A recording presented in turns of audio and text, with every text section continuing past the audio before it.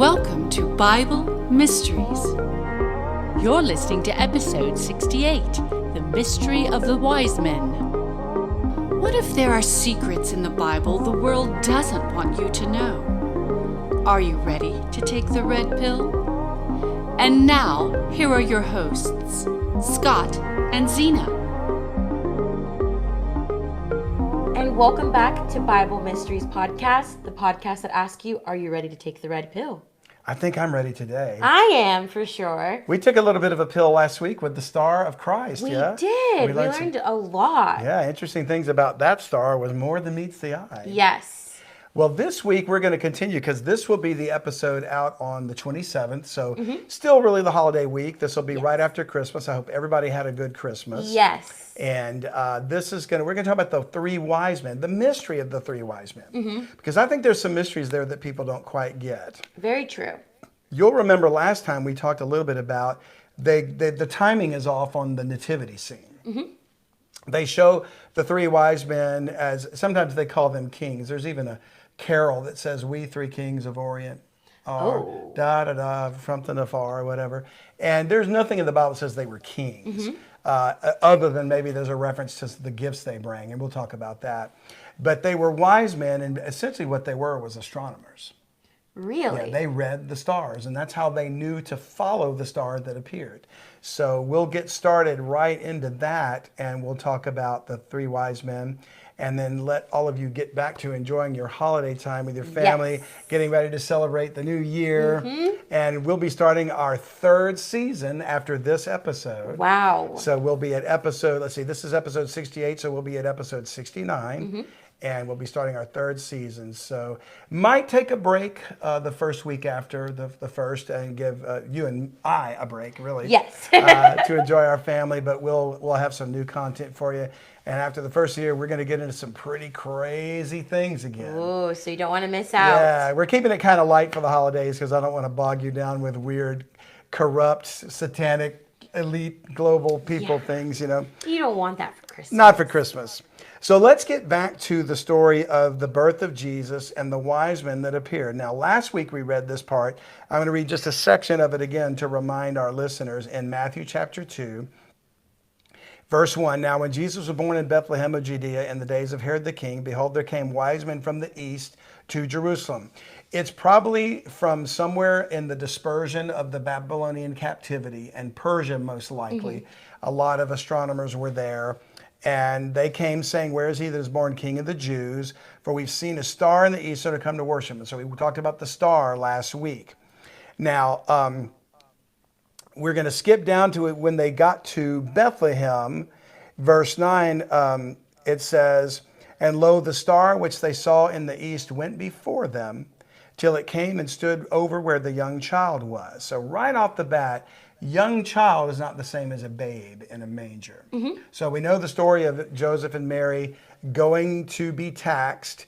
They went to Jerusalem or to Bethlehem. There was no room in an inn, you know, which we would call a hotel today. Okay. So they didn't have any hotel room because everybody was traveling to be taxed. And by the way, another indication that he wasn't born in December, because you're going to make everybody travel to be taxed in the middle of winter. Yes. You know, whereas if it was in the fall, the climate would have been very comfortable and much more likely that you could get more people for more tax dollars. Very true. Because it wasn't like they went door to door and you mailed in a form, you know. You had to go to the place of your childhood and you had to pay your taxes there. Can't believe you had to pay taxes way back when. Oh, they've been paying taxes from the beginning. Government has always been evil. Just want you folks to know. There is no good government except the government of the Lord. So anyway, that's my little soapbox about that. So anyway, they came and stood over where the young child was, the star that went before them. And when they saw the star, they rejoiced with exceeding great joy. And when they were come into the house, so it's not outside in the stall, in the manger, in the barn, they went into the house, they saw the young child with Mary his mother, and fell down and worshiped him. Now, we'll be able to find out approximately how old this young child is, but we're thinking roughly around 2 years old. Okay. So it's not really that the wise men were late. They weren't trying to arrive for his birth. They were just trying to arrive to worship the child that was born. Okay. And they bring gifts. It says, and they fell down and worshiped him. And when they had opened their treasures, they presented unto him gifts, gold and frankincense, which is a very rare spice and expensive, and myrrh, which is also a spice. And now here's the interesting thing. Now remember that Herod, the king, the bad guy, had told them, when you find him, come tell me where he is. I want to worship him too. And we're going to find out that he had other plans. But it says in verse 12, that being warned of God in a dream, the three wise men, that they should not return to Herod, they departed into their own country another way. So it's interesting how the Lord doesn't tell us which country they came from specifically. But they didn't go back to Herod. And we'll come back and visit Herod later. Okay. But we're going to find out that he wasn't happy about this. Oh, I don't think he would be. He was not happy at all. Now, we'll recall that the star, we've seen his star shining in the east, we discussed was a sign. And there's a sign about Jesus. And stars in particular are for signs. If we go all the way back to the book of Genesis when they were created, in chapter 1, verse 14, we read, and God said, let there be lights in the firmament of the heaven. This is when he was creating the heaven and the earth, to divide the day from the night, and let them be for signs and for seasons and for days and years. Mm-hmm. And this is what these wise men were looking for. Stars, the one they followed in particular, was for signs, seasons, for days and years. And somehow they were able to figure out that this was the star that would come out of Jacob. That would be the scepter that would rule his people. And he says, let them be for lights in the firmament of the heaven to give light upon the earth. And it was so. And God made two great lights, the greater light to rule the day, we know the sun, the lesser light to rule the night, we know the moon. He made the stars also. And God set them in the firmament of the heaven to give light upon the earth, and to rule over the day and over the night, and to divide the light from the darkness. And God saw that it was good. So stars are for signs, they're for seasons, they're for days and years. All of them are to tell us what the times mean, and they help with prophecy. Now, these wise men, I believe, are astronomers, because when we look at first usages of a term in the Bible, it's sometimes very informative. And the first time the word wise men is used, interestingly enough, is in Egypt. Okay. So we go to Genesis chapter 41, and you might recall that when Moses was called by God to lead his people Israel out of bondage in Egypt, the Egyptian king, Pharaoh, would not let them go. Yes. He didn't want to let them go. So in chapter 41 of Genesis, verse 8, there was, Pharaoh had a dream. Actually, no, this is before Moses, okay? This is before that. This is back in the days of Joseph. I got my timeline mixed up here. But Pharaoh had a dream, and it was a bad dream, so it disturbed him. And Joseph this is way, way before Moses' time. This is basically what led to Israel going into Egypt in the first place. But Joseph was one of the sons of Israel, and his brothers didn't like him, and because he could interpret dreams. And they thought he was a little smart aleck. Mm-hmm. So they sold him into slavery. That's right. And then he ended up in Egypt, and he ends up in prison. And eventually it's found out that he can interpret dreams. And this Pharaoh has a dream, and he can't understand it. And none of his wise men can interpret his dream for him. So that's how Joseph ends up out of prison. And that's how Egypt ends up being the place for Israel to grow to become a nation. But anyway, all that said, verse 8, and it came to pass in the morning that Pharaoh's spirit was troubled. And he sent and called for all the magicians of Egypt and all the wise men thereof. And Pharaoh told them his dream, but there was none that could interpret them unto Pharaoh. Now, why do you suppose he would think that a wise man would be able to tell him what his dream was? Because they're wise. That's true. And in particular, Egypt worshipped gods, mm-hmm. and they worshipped the host of heaven. They worshiped those stars and planets. Yes. Right. So they figured, or he probably figured, that these wise men that searched the stars and studied the signs could maybe interpret the dream on the basis of the stars giving them some information. Even to this day, people go and they read something called a horoscope. Yes. Right? Which they are following the stars to tell the future, right? So it's kind of the same thing. It's been done for a long, long time. And we look at another example in the book of Isaiah. By the way, I'm not recommending you ever go to a horoscope reader or a palm reader or astrologist or any such thing as that, because it's not sanctioned by the Word of God. So don't waste your money. Don't. Save it and give it to somebody that needs it. Because otherwise you're just wasting it. You're throwing it away. Isaiah chapter 44, verse 23 says, "Sing, O ye heavens, for the Lord hath done it. Shout, ye lower parts of the earth. Break forth into singing, ye mountains, O forest and every tree therein. For the Lord hath redeemed Jacob and glorified himself in Israel." And this is obviously a passage referring to the future. "Thus saith the Lord thy Redeemer, and he that formed thee from the womb. I am the Lord that maketh all things, that stretcheth forth the heavens alone, that spreadeth abroad the earth by myself, that frustrateth the tokens of the liars, and maketh diviners mad, and turneth wise men backward, and maketh their knowledge foolish." So it's like when you get a clue about wise men because he's got liars, diviners, and they're called foolish. Now, you know what a liar is, but a diviner is somebody that tries to predict the future. Okay. So that would be like a fortune teller. So tokens of the liars makes the diviners mad and turneth the wise men backward and makes their knowledge foolish. So these were people that tried to determine the times. They read the stars, they read the planets, they probably read tea leaves and rotten eggs in a cup or whatever fortune tellers do, you know, all that kind of stuff. And it's basically saying that men, and as far as I'm concerned, it's the same with scientists or philosophers or academicians, professors, you know, everybody that thinks they're smart without God is in for a change of, they got another thing coming, because the Lord is confusing them and fooling them because they won't just trust him and acknowledge him. So that's what he does to the diviners, and they tended to be individuals that dabbled in occultic type things. Especially where the stars were concerned, unless they were legitimately searching the stars for the truth of God. And that's what these wise men appeared to be doing that came to look for Jesus. Because they weren't trying to make a merchandise of it. In fact, they brought him gifts, as we saw. Now, one more example of this is in the book of Daniel. And you're going to remember old King Nebuchadnezzar. Yes. He was kind of a rascal, right?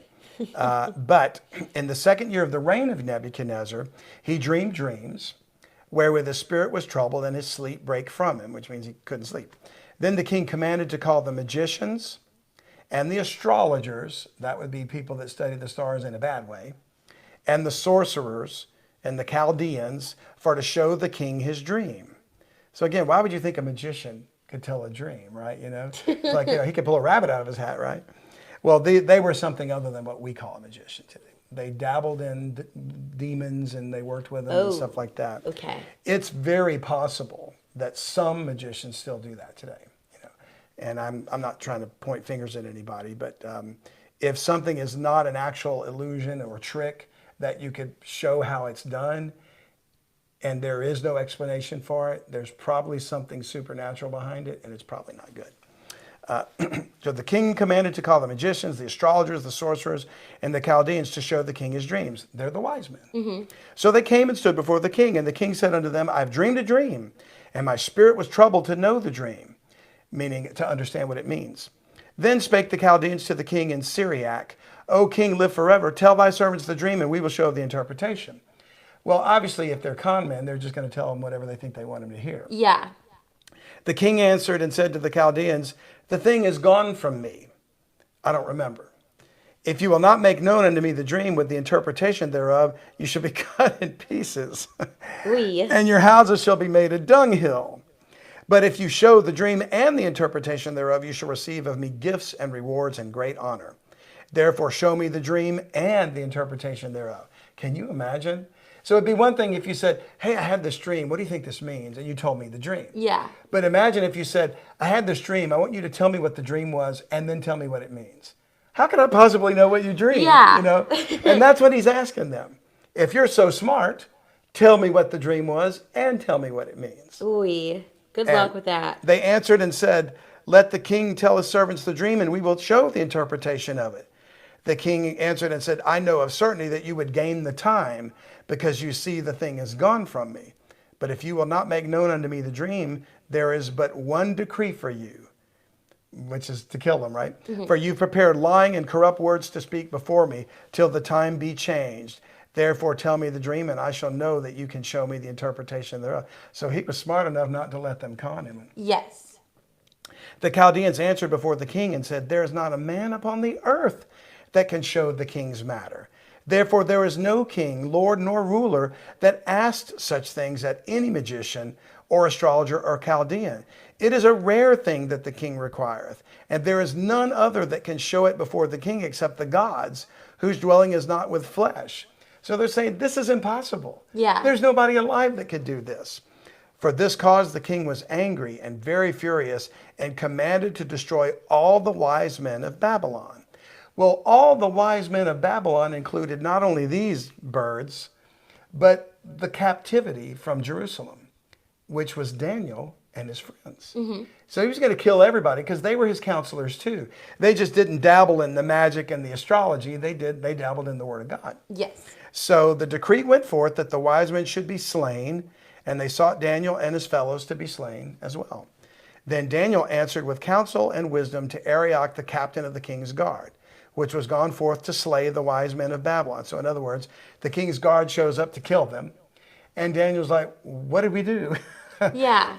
And he answered and said to Arioch, the king's captain, why is the decree so hasty from the king?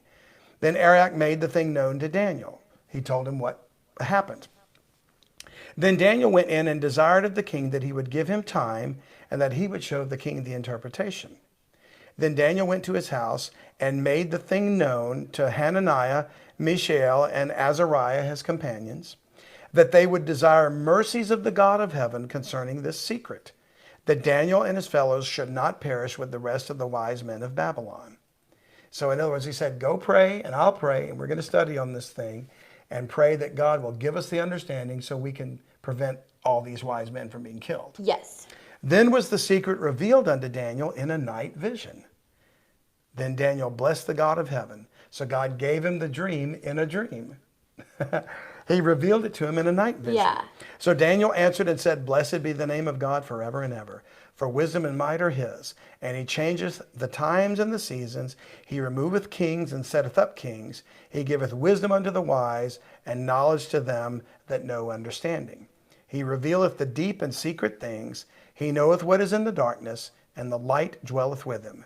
I thank thee and praise thee, O thou God of my fathers, who hast given me wisdom and might, and hast made known unto me now what we desire of thee, for thou hast now made known unto us the king's matter.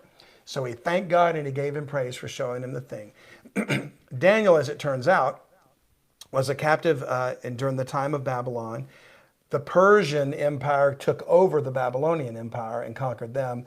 And then it's very likely that these same wise men, word would have gotten out about their wisdom and how they helped out the king. So the new kings of Persia would have said, we want you to come serve us too.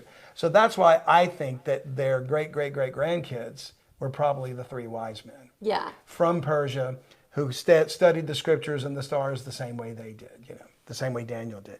It could have been Daniel's great-grandchildren or something like that, So anyway, so remember last episode we talked about the star that would come out of Jacob and a scepter should rise out of Israel. Yes. So these men could search the stars, the three wise men, and the scriptures, and were able to tell at least some portion of it. Evidently, it's possible that they may not have had all of the scriptures or all of the word of God being so far removed from Israel. So when they traveled and they said, where is he to be born? There were scribes and Pharisees that did have the rest of the scriptures, because more scripture could have been written during the time they were away. Okay. And if they were born, centuries later in Persia or Babylon, they wouldn't have easily had access to all the scriptures of the prophets, So that's probably why they didn't know as much as they wanted to know. So here's some things that we can say that we know about the three wise men. There's no evidence that there was actually three. Very true. Yeah, nowhere in the Bible does it say there was three. We're saying the three wise men so that you can recognize who we're talking about. But other than the fact that they gave three gifts, gold, frankincense, and myrrh, there's no reason to say that each one had a gift. Yes. There could have been 7 guys that had 7 bags of gold. Very true. And, 2 or 3 containers of myrrh or whatever it was, We already discussed they were not at the manger. Yes. And we're going to go into more detail about that. But we've already seen the child he's a young child. He's not a babe. And he was in a house. So we know it wasn't at the manger. They were all likely Jewish exiles since the time of the captivity from Babylon. And Jesus was not a baby anymore, but he was a young child when they found him. So they came to worship him as a young child. And it's not the nativity scene. They were never there. They were never there at the manger.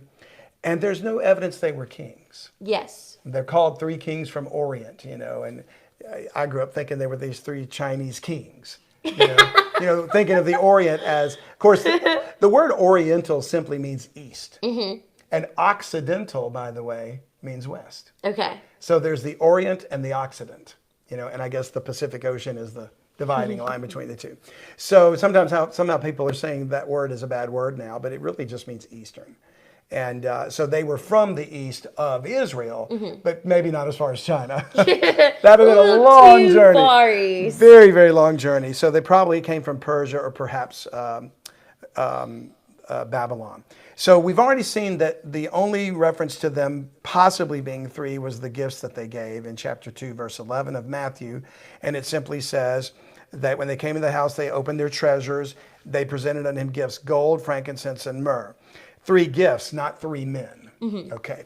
Now, one of those gifts is particularly important. Now, of the 3 gifts, if you had a choice between gold, frankincense, and myrrh, which one would you choose? I would probably go with gold because that's the only one that I know of. I mean, I know of frankincense because of, what is it? Essential oils, but I have no idea what myrrh is. Right. And myrrh is another kind of herb of some kind that is also very fragrant and very, very nice. I'm the same way. I would go with gold just because it's gold. Yeah. And I could buy all the frankincense I wanted with it, right? So to me, when you've got gold, you've got something of real value. And if they were wise men and they traveled that far, I doubt it was like flipping a quarter, Yeah. It was like a significant amount of gold. I don't know how much.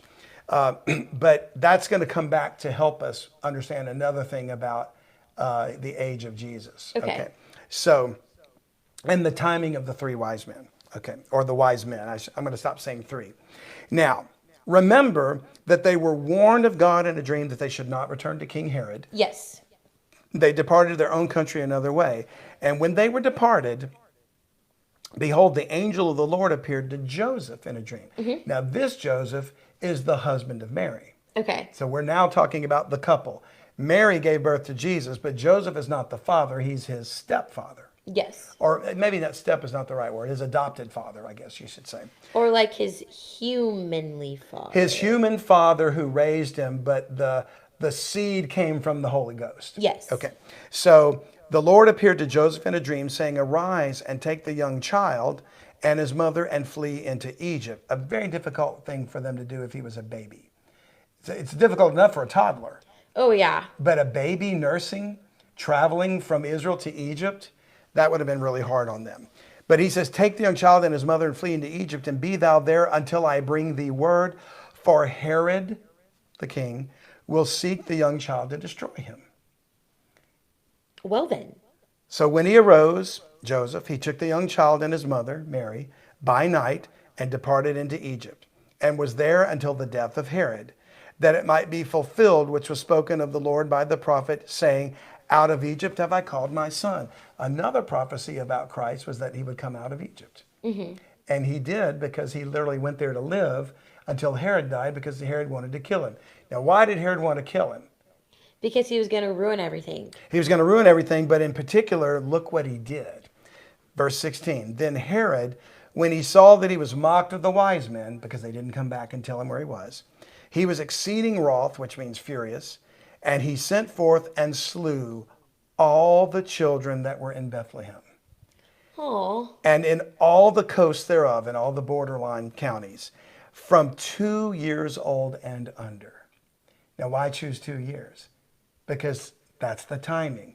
He was born in Bethlehem somewhere around 2 years before this. So we think he was about a 2-year-old child or slightly younger. And Herod killed every child, every male child.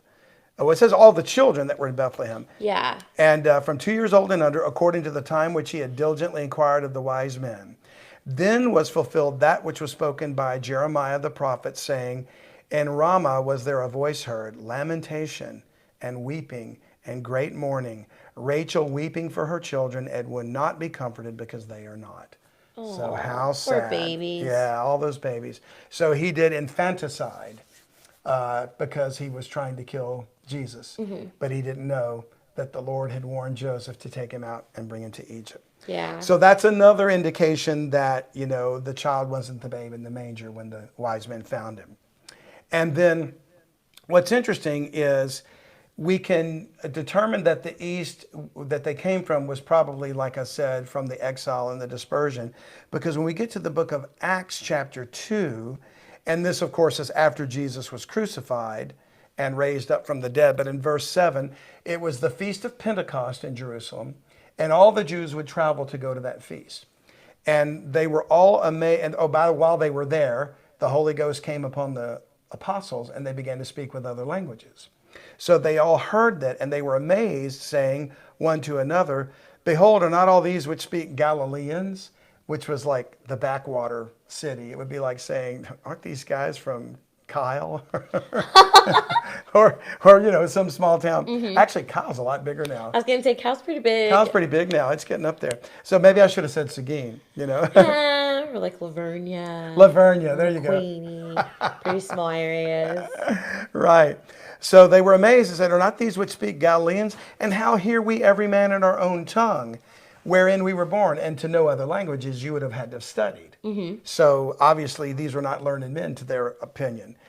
And he lists the countries, Parthians and Medes, that's Persia, and Elamites, and the dwellers in Mesopotamia, Babylon, mm-hmm. and in Judea and Cappadocia and Pontus and Asia and Phrygia and Pamphylia and Egypt, and in the parts of Libya, about Cyrene and strangers of Rome, Jews and proselytes, Cretes and Arabians, we do hear them speak in our tongues the wonderful works of God. So they were speaking in all these languages from all these countries.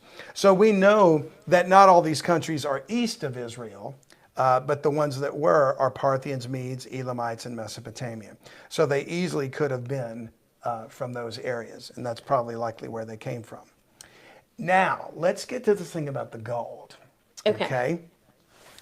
We go back to the book of Luke chapter 2, and we're back to the week that Jesus was born, mm-hmm. in that manger in Bethlehem. Okay, so Luke chapter 2, verse 15, and we read, it came to pass, as the angels were gone away from them into heaven, the shepherds said one to another, and this is the one Linus was talking about in the Peanuts, they came and appeared to the shepherds in the field.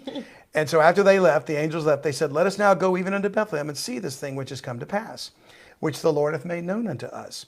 And they came with haste and found Mary and Joseph and the babe lying in a manger. The wise men weren't there.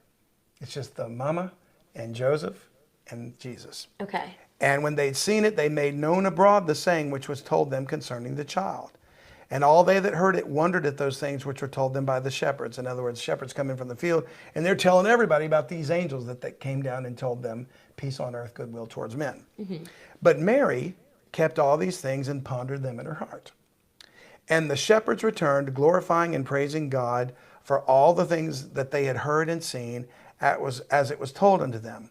And when 8 days were accomplished for the circumcising of the child, his name was called Jesus, which was so named of the angel before he was conceived in the womb. So when Jesus was 8 days old, that was tradition, that on the 8th day, a male baby was circumcised. Yeah. You know how it was the 8th day? No. Well, it was part of the law, and it was never given an explanation, but science finally caught up with the Bible. A baby's blood is not able to healthfully clot until the 8th day. They lack the ability for their blood to clot until the 8th day. So when a child is born now in like the hospital, do they circumcise them right away, or They wait? do. They don't wait, but they've got medicines Okay. that they can do for that, and they got surgical procedures that they can do, whatever. But back then, it was too risky because the child could have bled to death or died, or got infections or something like that. So because clotting of the blood forms the scab that protects you from infection, among other things. So obviously, when they circumcise a child, there's going to be blood involved. So therefore, it was the 8th day. That's just an interesting thing that science catches up in the Bible. Yeah. So they named him Jesus at his circumcision. And when the days of her purification according to the law of Moses were accomplished, they brought him to Jerusalem to present him to the Lord. As it is written in the law of the Lord, every male that openeth the womb shall be called holy to the Lord, which means basically the firstborn of a woman, firstborn male. And to offer a sacrifice according to that which is said in the law of the Lord, a pair of turtle doves or 2 young pigeons. That's funny because that's in a song, isn't that? Yeah, and a partridge in a pear. Yeah. And that may be where the turtle dove thing comes from, Okay. which are basically pigeons or types of pigeons. So this is interesting, and the reason why I bring this all up is because they're Jewish people, Mary and Joseph. They're circumcising Jesus according to the law. And then there's a time in which a woman that gives birth has to go through a purification. And again, it had to do with hygiene and safety of the mother, because remember, she just gave birth. There would have been blood. There was, uteral lining being shed, all that kind of stuff.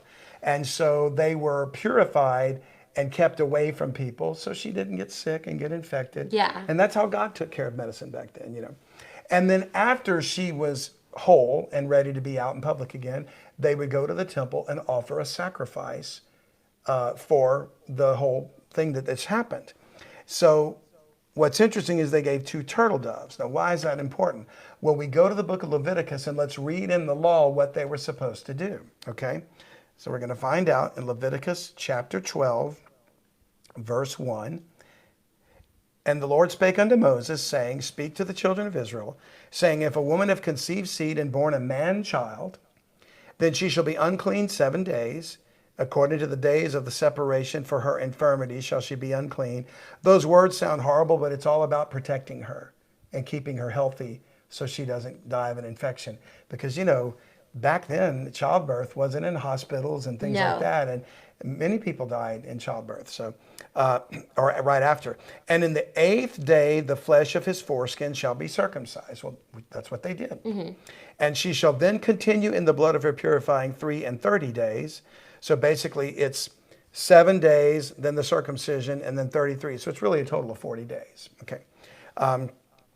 She shall touch no hallowed thing, nor come into the sanctuary until the days of her purifying be fulfilled.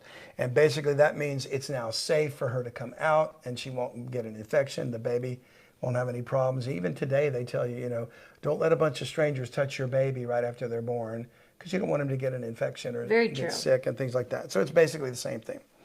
Now, she goes on to, there's a different, for whatever reason, if she bears a maid child or a little girl, then she should be unclean 2 weeks. As in her separation, and she shall continue in the blood of her purifying 66 days. So it was longer for a female child. I wonder why. Yeah, that's a good question. I'm sure there's a medical reason for it, but I just don't know. Because, girls don't get circumcised. No, they don't, but there must have been something about, I think a lot of it has to do with the uniqueness of a woman and what she's equipped to do biologically. And, it was to make sure that female child didn't get some kind of a sickness or a disease or whatever that could have happened. So I'm not sure what was in the Lord's mind about that, but it was definitely different for a male. Now, I know the male had to be circumcised, so that would explain the 7 days. Yes. And then the 8th day. But yeah, you're right. The females were not circumcised, so I don't know why. 2 weeks is a very long time. Yeah. Well, 2 weeks before that she was, it says, in the blood of her unclean 2 weeks, which didn't mean there was anything wrong with her. It just meant she was not to be around other people, so she didn't get an infection or something. Okay. And then in her separation, so she probably stayed alone with the baby, and just nursed the baby and things like that. And then another 66 days after that, instead of 33. Wowzers. Yeah, twice as long. So when the days of purifying are fulfilled, for a son or for a daughter, she shall bring a lamb of the first year for a burnt offering. Mm-hmm. What did Mary and Joseph bring? 2 turtle doves. That's right. Bring a lamb for a burnt offering and a young pigeon or a turtle dove for a sin offering unto the door of the tabernacle of the congregation, unto the priest, who shall offer it before the Lord and make an atonement for her, and she shall be cleansed from the issue of her blood. This is the law for her that hath borne a male or a female. Verse 8, and if she be not able to bring a lamb, then she shall bring 2 turtle doves, or 2 young pigeons, the one for the burnt offering and the other for a sin offering, and the priest shall make an atonement for her, she shall be clean. All right, so now we know Mary brought 2 turtle doves, Mary and Joseph. She didn't bring a lamb. It says if she shall be unable to bring a lamb, then she brings the 2 birds. Okay. Why wouldn't they have been able to bring a lamb? Well, weren't they not allowed to go out? Well, that's true, but Joseph would have been allowed to go out. But would it have been safe for him to go out and come back? You bring up a good point. But if the law had required that he go out to buy a lamb for the sacrifice, he could have done that and, washed himself and cleaned himself before he came back in the house or whatever. But we don't know if they had money at that point. There you go. Which means if they were given gold, then they would have been able to sacrifice a lamb. They could have bought one. Yeah, but at that point they probably didn't have gold because they hadn't yet met the wise men. You got it. You just figured out the mystery. Oh. That was it. That's exactly right. In other words, if they had had the gold the day he was born, they would have been able to buy the lamb for the 33 days later. Yeah. After he was circumcised. And they would have done it because they're law-abiding people. I mean, God chose her to be the mother of his son. So they offered 2 turtle doves, which means they didn't have gold. Or for that matter, frankincense they could have sold to buy gold to buy a lamb. Or myrrh. Yeah. But, you could catch a couple of pigeons if you're, smart. Throw a couple of rocks and see if you can get them. Yeah, throw a few little seeds down and you could have caught them. Oh, yeah. Yeah. Why would you throw rocks when you could use seeds? Duh. Exactly. Well, either way, I mean, you would have trapped them somehow. But pigeons were probably just like they are today. They'll walk right up to you, I know. Big cities. Yeah. So my thinking is, that would explain, and all this is to prove that the wise men came probably 2 years later. Yes. So we've seen enough evidence to show that, and we've solved the mystery. We have solved the mystery. Oh my, I solved it. So anyway, we're going to make it a short episode today because I feel like that we want to let people get back to their families and enjoy the holiday time. Yes. But we want to thank you for joining us during this season, and we want to thank you for all the support you've given us all year. This is our last episode of 2021. Wowzers. Can you believe that? We're going to be in 2022. 2022 by the next episode after this. Where has time gone? Yeah. Well, some of us are looking back at 2021 and saying, what just happened? Yeah, I'm kind of ready to push forward to 2022. Yeah, I think I am too. I'm hopeful for better things, but more importantly, I'm hopeful that the Lord will come back. Yes, very true. Don't forget that you can learn all about this ministry at utbnow.com. That's our website. We're Bible Mysteries, both on audio and on YouTube videos. And want to thank everybody once again for all the donations, the emails, the commendations, the nice things you say about Xena. Oh, thank you. Absolutely. You can donate through PayPal at utbnow.com and write me at unlockthebiblenow at gmail.com. Excuse me. We'd love to know what's on your mind. People are sending me great ideas, topics. I promise you I'm going to get to those things. There's some fascinating things they want to discuss. Ooh. We got people they want to talk about the Bermuda Triangle. You know what? I've been doing a little bit of research on that, and I'm kind of stumped. I'm like, why? What is so significant about this triangle? Maybe that should be our first episode of the new year. Yes. Maybe so. Okay, I'll do some research. You might have to share some of your research with me. Okay, I will. So why don't we make that the first one? We'll look into some of the unusual things like that, and maybe Atlantis. It makes me think about this. Like maybe that has something to do with it. It could be, yeah. The one-eyed sign? Yes. Yeah. Who knows? I haven't dug deep enough into it yet, but There's some really interesting things that we can talk about, and we're saving the holidays for the lighter topics. You know, we'll dig into some of the more bizarre things starting next year, Lord willing. So I hope you'll join us. Yes. As always, thank you guys so much for joining us every week. We do appreciate your support and look forward to all of your comments. Please like and share. And thank you again for your donation and sweet comments that you guys leave us. We really do appreciate it. Happy New Year. Yeah, stay safe out there. Make smart decisions. Don't drink and drive. No texting and driving. That's good. Good advice. Thank you, yes. Xena. Y'all take care. Bye, guys. Bye-bye.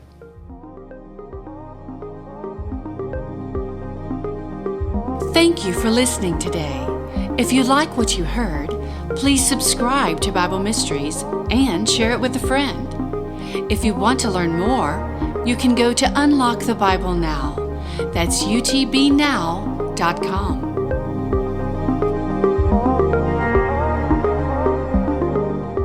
Hi, I'm Xena with Bible Mysteries. If you're enjoying the podcast and YouTube videos, please consider making a donation to support us. Your tax-deductible donations can be made through Unlock the Bible Now at utbnow.com. Thank you for your support.